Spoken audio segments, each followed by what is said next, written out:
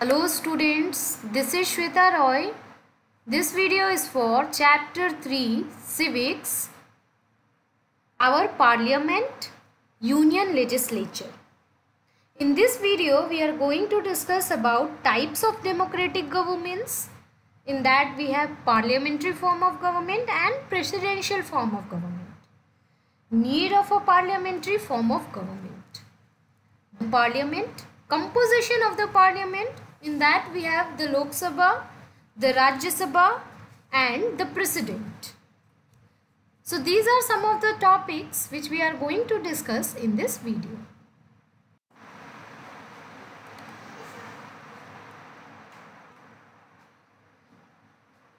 Democratic government can be divided into two types. First is parliamentary form of government, second is presidential form of government. In parliamentary form of government, the parliament is supreme and it represents the people. Now, the legislature in the center is called the parliament or the Sansad. In this system, the Prime Minister is the real head of the government. The Prime Minister is the leader of the majority party in the parliament. And he or she chooses the ministers from the among the party to form the Council of Ministers. The President will be the nominal head of the state. And people do not directly elect the president. The executive or council of ministers is a part of legislature or the parliament. Now this is because all of them are also the members of the parliament. As they are the part of legislature or the parliament, they are also the member of the parliament. Now in this way there is proper coordination among the legislature and executive. The parliament has full control over the government, and if the Prime Minister loses the majority in parliament, the government has to resign.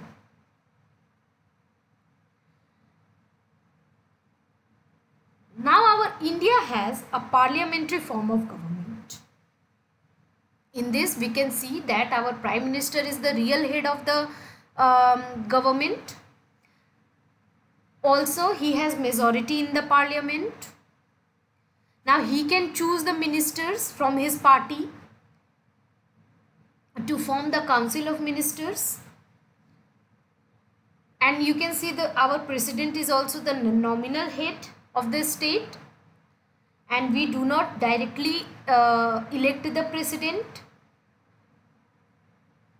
So like this, we can see India is the parliamentary form of government.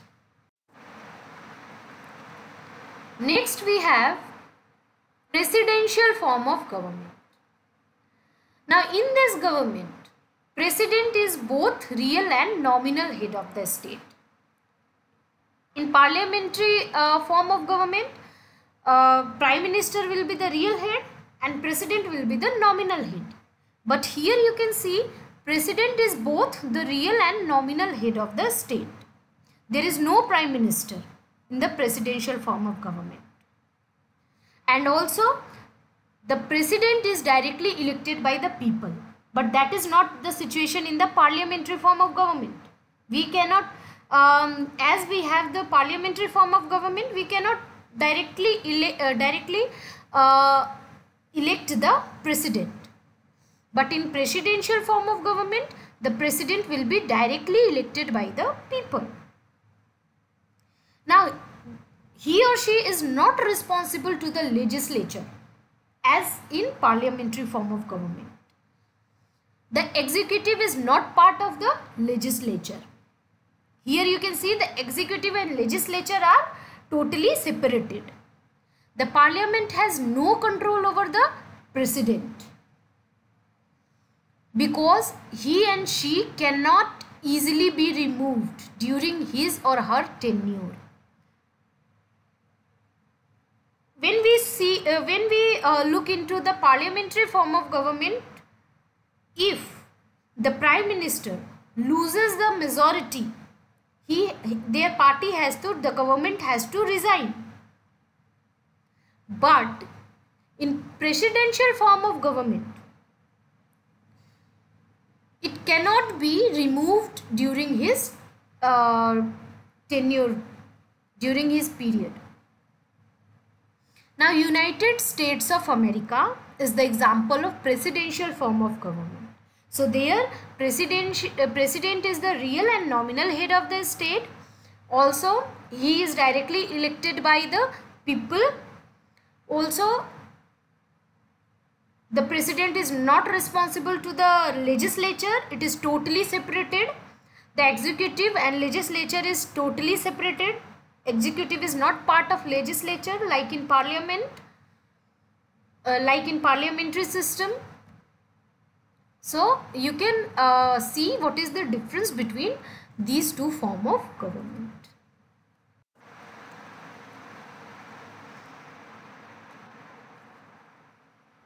Now, why do we need parliamentary form of government? Now, while the British rule, when the India was under British rule, the people of India lived in fear of government. There was a fear among the people. People did not agree with many of the government's decisions, but still they had to follow them. If they tried to criticize the decision, they faced many of the grave consequences. Now, the nationalist freedom movement changed the situation. They began to criticize the British government, and they felt that the government had to be sensitive to people's need and demands. And that is why they supported the idea that all adults have a right to vote.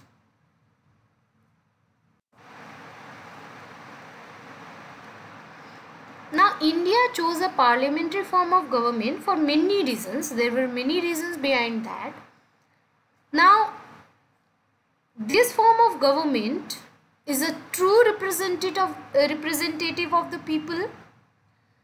Also, in this system, the government is responsible to the people through their representatives, which was not the condition while British rule. However, this is not there in the presidential form of government. In parliamentary system, the parliament enables citizens of India to participate in decision making and control the government. Also, the leaders were already familiar with the British parliamentary system. In such a government, there is a distinction between the head of the state and head of the government. Now, the head of the state will be the nominal head, and he or she will only perform the ceremonial functions. That also he will do on the advice of head of the government. And that head of the state can be a monarch, a republican, or an elected person. But he will be the nominal head of the state. Now, in a parliamentary system, the government is subject to daily scrutiny of people through its representative. Now, it could be put out of the power anytime it failed to deliver the goods. So, there will be a pressure on the government to perform good. And if they are not doing so, they can be thrown out of the government. Now, the Prime Minister is the real head of the state. He or she has to maintain a majority in House of the People. Either they can do it singly or in the combination with other political parties. That means forming a coalition government. Now, this Prime Minister and the Council of Ministers are collectively responsible to the same house.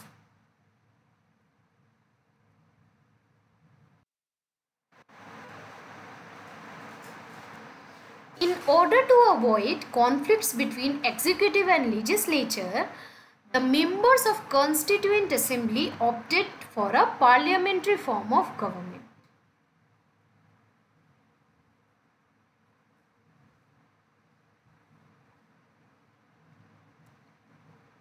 Now we have Parliament. The law-making body at the center is called Parliament. All the laws which is made, that is made in the Parliament. The Parliament in our country immense power because it is the representative of the people. Now composition of the Parliament.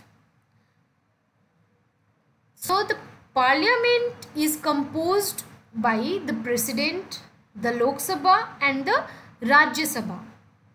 They all together form the Parliament.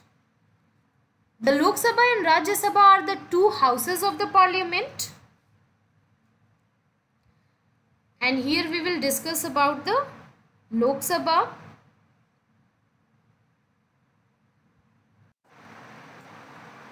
Here we will discuss about the Lok Sabha. Now Lok Sabha is the lower house of the Parliament. So the lower house of the Parliament is called the Lok Sabha or House of People. It is called so because it consists of members who are directly elected by the people. And that is why it is called House of People.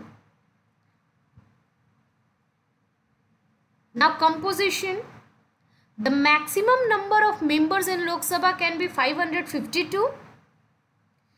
Out of this 552, 530 members are elected from different states and 20 will be elected from union territories. At present, the total strength of Lok Sabha is 545. In 545, 543 are elected and 2 are nominated by the President. Each state and union territory is divided into various constituencies and each constituency elects one member for the Lok Sabha. Now, in addition, the President of India can nominate 2 members.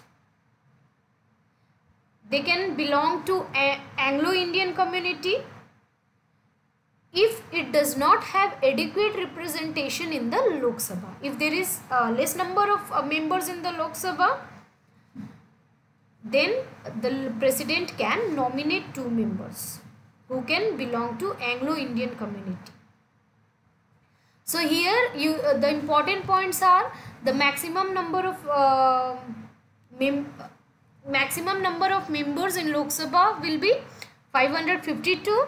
In that 530 will be elected from different states and 20 will be elected from union territories. Also, President can nominate 2 members if the Lok Sabha is not having adequate representation.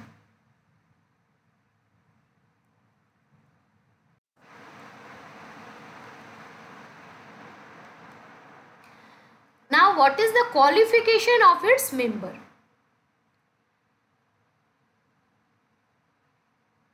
He or she must be the citizen of India. Also, the age should not be less than 25 years. He or she should not hold any office of profit under the union or the state government. Also, he or she should not be mentally unsound or declared insolvent. He or she should not be proclaimed offender. He or she name should be in the electoral roll in any part of the country. So these are the qualification of the member of Lok Sabha.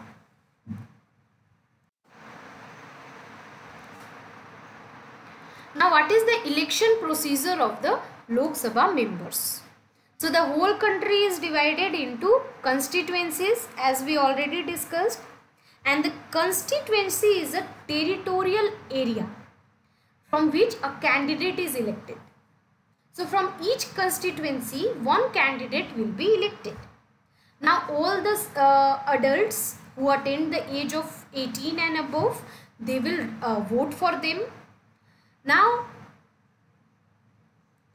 the vote are cast on the basis of a secret ballot. Now when a voter casts his vote, nobody can know whose favor has given in the vote. Now from 2004 general elections, electronic voting machines, that means EVMs, are used for voting. So earlier it was done by a secret ballot, and later from 2004 general election, EVMs are used. Now in this electronic voting machine, one has to just press a button against the name of the candidate and the vote will be marked.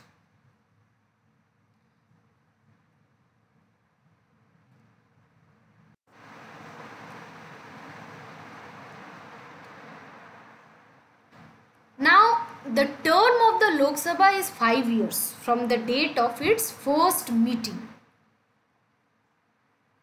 and this term can be extended by 1 year at time of emergency. If there is any emergency in the country, then it can be extended for 1 year. But it cannot extend beyond 6 months after the emergency ends. Like emergency has end now, so after 6 months it cannot extend more than 6 months after that. Also, it can be dissolved even before its full term of 5 years.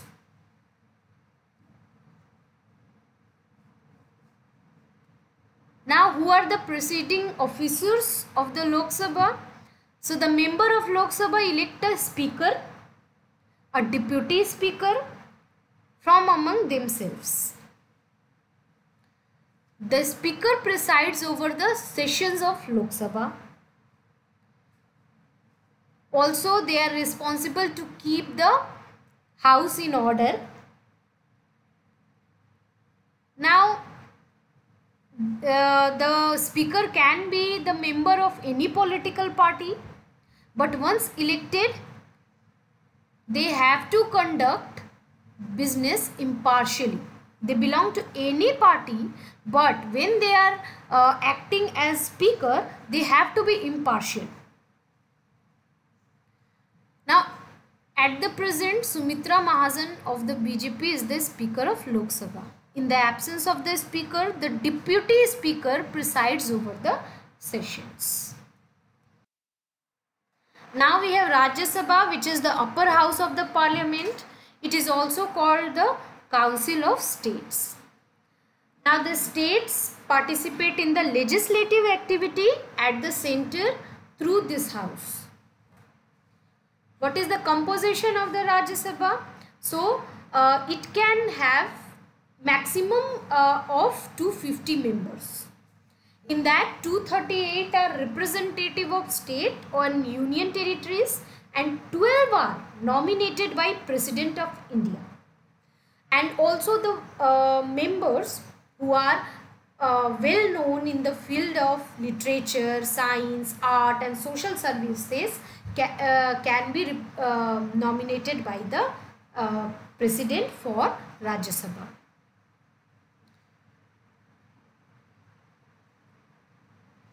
Also, we have some of the seats reserved in the Parliament for SCs and STs.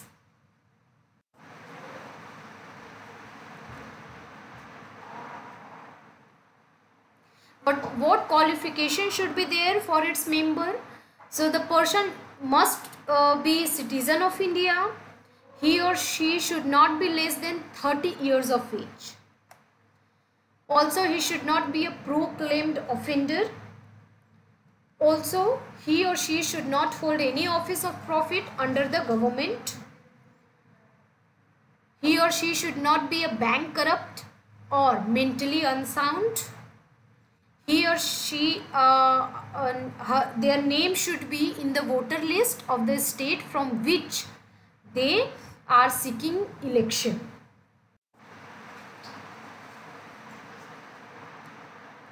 What is the election procedure of the Rajya Sabha? So, election to the Rajya Sabha are indirect. In Lok Sabha, the people directly elect their representative, and they are the member of the Lok Sabha. But here, the Rajya Sabha members are not elected directly; they are indirectly elected. The member of Rajya Sabha are elected by the members of legislative assemblies of states. The representatives of the union territories, where there are no assemblies, are elected by special electoral provinces. In addition, 12 members are nominated by the president.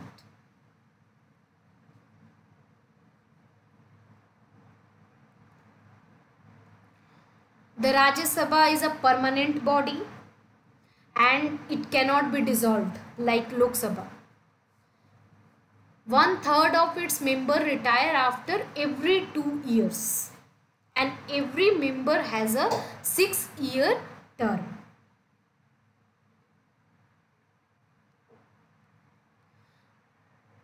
Now, who are the presiding officers? So, the Vice President of the India is the ex officio chairman of the Rajya Sabha. The member of Rajya Sabha also elect a deputy chairman from among themselves. So, Vice President will be the ex officio chairman and one deputy chairman will be elected from the members of Rajya Sabha. Next we have the president.